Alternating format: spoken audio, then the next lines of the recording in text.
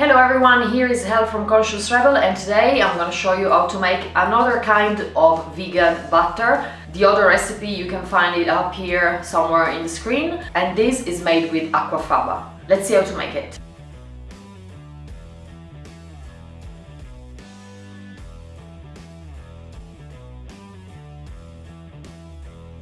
Start putting the Aquafaba inside the food processor together with the vinegar and the salt. I just put a tiny bit of salt, it's literally just a pinch.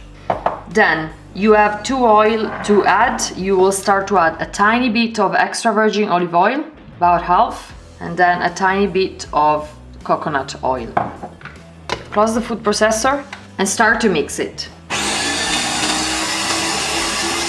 When it's well mixed, add a little bit more of extra virgin olive oil and a little bit more of coconut oil.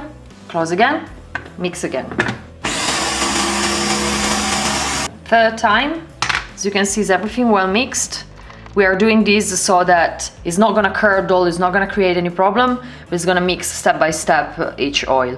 So lastly, you put the rest of the extra virgin olive oil and the rest of the coconut oil. Close it again, put last time, and mix it a little bit longer. If we mix for 10 seconds before, just mix it for about 1 minute now. And this is the final result. It's very creamy. Now we're going to transfer it to sealed container. And I usually use these ones because they are very well sealed and the butter will last longer. But use any jar you have in the house. Remember to sterilize before using them. So now we're gonna put it in the fridge and we're gonna leave it to rest for a couple of hours and then we can use it.